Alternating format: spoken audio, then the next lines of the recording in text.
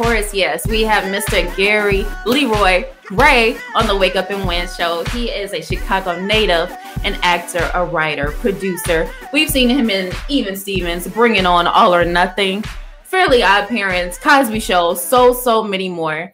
So we are just so blessed and excited to talk to him today. Hey, Gary. Good morning, everybody. How you doing? Good. How are you? I'm doing wonderful. Can't complain. Won't do any good, you know? Exactly. So thank you so much again for joining us today. It's the Wake Up and Win show. And one of the burning questions we want to know, what has been one of your most memorable experiences as an actor? Wow.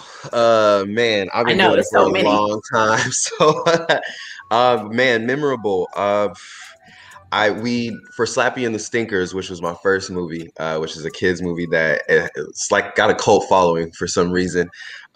We had a sort of like chemistry building sort of like 2 weeks before we started shooting. So we did like Hurricane Harbor and Six Flags and Disneyland and all that stuff as a cast, just to get to know each other before we actually started shooting. So that was fun and always memorable when we get to do that kind of thing. But man, so many memorable sets and stuff that I've been on. So I can't just pinpoint one. Wow. Oh yeah. That sounds so exciting though. I love like the bonding that you get to have with people, you know, and things like that.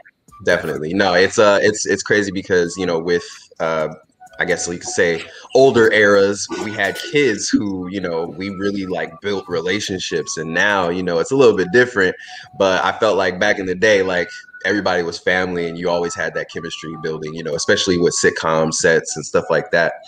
So yeah, which I have experience with as well. But you yeah, know, it was always flex. Period. Never. So can you tell us, how did you land your very first role? My very first role was The Cosby Show, and I actually was modeling as a child for a while. I did a lot of print modeling. So I was about 3.5 doing print, and Wow. I started doing runway around that time too. Okay. And so I went to New York for a show. I was actually modeling for Guess, I believe, at that time, and Guess, one of the producers of the fashion show, was also a producer for The Cosby Show. So they sort of saw me in the show and was like, "We're turning the twins into toddlers, and we'd love to have you." My mom actually didn't believe them at the time, so we flew back to Chicago, where I'm from, and you already know. So we flew back home, and she was just like, you know, we're just going about life, and then we got a call like maybe a week later, and they're like, "Actually, we're serious. So your plane ticket is arriving soon." So the rest, oh my as they say, is God! history. Wow, yeah, That's exciting. That's dope. that's amazing. Yeah. Modeling for Guess at 3 years old. Okay. Man, like I said, privileged and definitely thankful that I had that sort of land in my lap, you know, pretty much, because a lot of people don't get that kind of opportunity, right? So yeah, I just tried to make the most of it pretty much growing up. So that's it. Oh, you thank your parents, man, you know, because that's yeah. That's what it's all about, you know, being a good parent. A lot of people, sacrificing with you know, their jobs and all that kind of stuff, and you know, people don't get that opportunity. Sometimes people get parents that, you know, go against what they want to do in entertainment, say, "Oh, you need a real job," you know, all that. So definitely thankful that I got the environment to sort of thrive in, for sure. Oh man, well, that ties into my next question. So what's been the most difficult hurdle for you to overcome in your career? Wow. Man, couple, you know, you have those times where you don't really feel like appreciated, or this is what you should be doing. You know, I've been in it for a long time. So people who have been doing it this long, we always have that roller coaster. You know, people who have, you know, are sort of fresh in the game, they don't really know what it feels like to like have done things and then kind of be out of the, you know, the spotlight for a second. So I just kind of took everything, you know, on the chin pretty much. I was just like rolling with everything, had to go through all that myself. I, you know, sort of was on my own by the time I was about 23, 24. Wow. So yeah, when it came to that, I had support of my mom. You know, a lot of people move out pretty early when they are in entertainment, and they move out 18, 19, especially if they have money already, right? So exactly. I was kind of a different story where I really stayed home. I stayed home through college, you know, really was just trying to get my feet under me because I just didn't want to struggle like everybody else. If that makes sense. But, you know, I was looking at people that I knew, you know, that were peers, and, you know, they were going bankrupt and had repos and all that kind of stuff. And it's just like, you know, you're trying to live the life and you get caught up, and it catches up to you. So for me, it was just more so about, you know, just living an actual life. You know, entertainment is great and it's my passion. It's what I want to do, but I understand it is a privileged job. You know, it is very much an elective, if you will, when it comes down to the scheme of things. So, you know, I always, you know, tried to hold a regular job, or at least a regular way to have income coming in that was not my acting stuff, always, because I just wanted to learn how to have a blue collar and to work and to have my hands dirty always, because you want to be able to teach that to other people. You know, you don't want to be a person who's like, oh, well, I just had it happen for me, so hope you do too, you know. Like, right. Good luck, bro. You're right. So that's kind of, yeah, that's what I would say is my biggest hurdle, just kind of making sure that I'm longevity. That's probably the word, you know, longevity, having longevity in this. Wow, it's amazing, Absolutely. man. You know, we've looked at your list, we looked at your career, we've been talking about it off air, and you know, in your eyes, you know, what's been your most favorite you know, role you've played?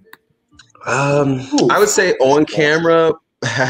On camera, I would say Blackbird, probably, and voiceover, probably AJ. Squid holds a special place in my heart because Sam is the first voice that I've ever done, and I became known for voiceover. So it was one of those things that, looking back, I realized, like, dang, like that's like the first one, you know. So, and I did that voice when I was 11, I think. So, you know, that was like 3 years, you know, from 11 to 14. And it was just one of those things where for AJ, though, it's a little bit different because you have that representation, right? And I didn't really realize that until maybe 5-6 years ago. You know, once I was done with the show and people were like, man, you know, I hadn't watched a cartoon with a black kid that, you know, was smart and well-to-do and, you know, awesome. And, you know, so it was just really crazy knowing that, like, there's a whole demographic for people who look, you know, to AJ as representation. So I love that. And then for Blackbird, for Ephraim, it was just a troubled character, you know, really had so many layers to him. And I just love to dive into that character because I hadn't been stretched like that as an actor at that point yet. So it was one of those things that I was like really itching to do. I got an offer from the director because I had previously done a project with him called Noah's Ark Jumping the Broom. And so he just called me up and he said, hey, listen, this character really, I feel, speaks to you. So I would like you to read for it. And that was it. And I was like, please let me do this. Yes. Those awesome, are definitely my top ones for sure. That's awesome, man. Yeah, I'm so happy you said AJ. Yeah, we were just talking about that too. Everybody loves AJ. And to date, that's probably the only voiceover voice that I can sort of call on that I did, you know, through the years that I can still do. With Sam and Squid, I you know, I did that before puberty. So it was like sort of difficult after, you know, to kind of recall that voice, right? You know, can we hear AJ one time? Oh, of course. Well, see, AJ is a little bit different because what he has Timmy as a best friend, and he has these fairies around, and it's freaking cool, right? So yeah. Oh, my whole that's awesome. That's awesome. Amazing. Wow. AJ here on the Wake Up and Win show in Chicago because we Southside all day. And you know it. That's fire. Thank you. That's fire, man. Homie, you got some questions? Yeah, absolutely. Big fan, Gary. Thanks, you know, for joining us here on the Wake Up and Win show. Also, thank you guys for inviting me, for sure. No problem, man. Of course. But what are you looking forward to most? Now it's 2021. Wow, man. I spent the whole 2020 just like revamping, right? I feel like that was everybody, though. You know, I'm pretty sure you guys had to figure things out too.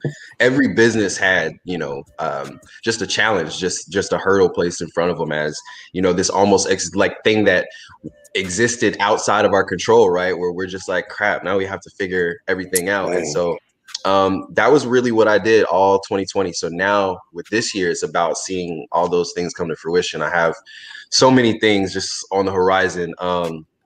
Really what I'm mainly focused on, two things: my art, one, as you can see, one behind me. But awesome. Yeah, thank you.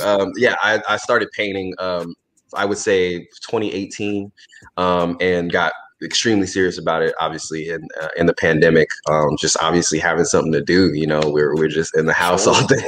So I was like, well, might as well do something to put it to use. So I had always loved art and always sketched and, you know, painted here and there when I was younger, but never took it seriously. So this is really just kind of a hobby for me that grew into a business. And so I had people, you know, at first being like, oh yeah, I'd love to have one of your paintings. And I was like kind of giving them away. And then I started selling them. And then it was like, oh wow, like this is actually, you know, kind of going, and people actually, you know, really dig the style. So I'm really excited to kind of see where Art by GOG is going. My company, my production company, Gray Skies Entertainment, also actually solidifying everything. I just got my files for my my production animation, my title card. So when you watch a film and you see production companies, you know, their images flash before them, I just got mine. So I'm super excited. Yeah, and it's crazy to see that, you know. Yes, I never even saw myself producing. So, you know, for me, it's definitely a big change to have something like that solid, to be like, wow, like I'm really doing this. So the pandemic changed everybody. So 2021, I feel like it's just that fruition of all those new beginnings. As we say here, level up. Level up. And I'm a gamer, so, you know, I say level up every time I turn birthdays. So, you know. There you go, man. Yeah, definitely. Last question too. For anybody out there who would like to get into voice over acting, what would be the first couple steps to get started? Wow, you know what's crazy is I actually have a course on, you know, what to do. Yes, he does. I need to hit you up, man. I really need that. There you go. So I have what's called a step 1 course on Gumroad.com. So you can search me through Gumroad.com/Gary L. Gray. Make sure the Gray is with an A, not an E.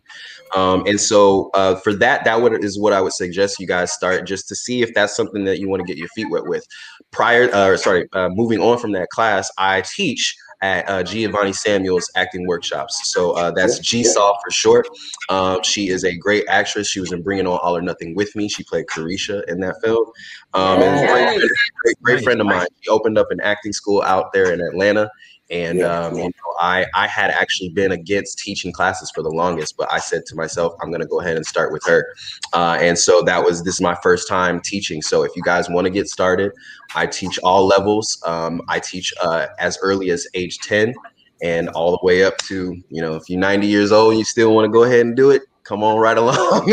So yeah, you know, for everybody that's interested in that, that's GSAW, that's gsactingworkshops.com.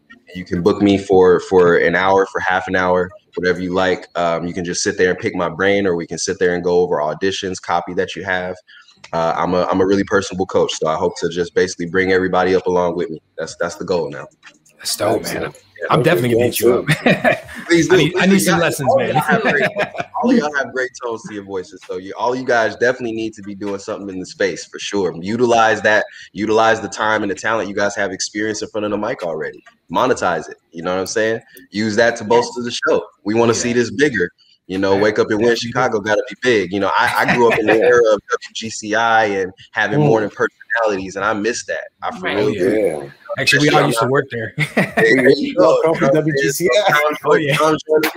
Steve Harvey show, all of it. You know, and so I love having you know, radio shows and podcasts and, you know, streaming shows come up and really take journalism seriously. You know, it's a lost art, I feel. So I really appreciate y'all. Keep doing what you're doing. Man, appreciate that, bro. Thank you. Inspiring. Appreciate you. Yeah, thank you.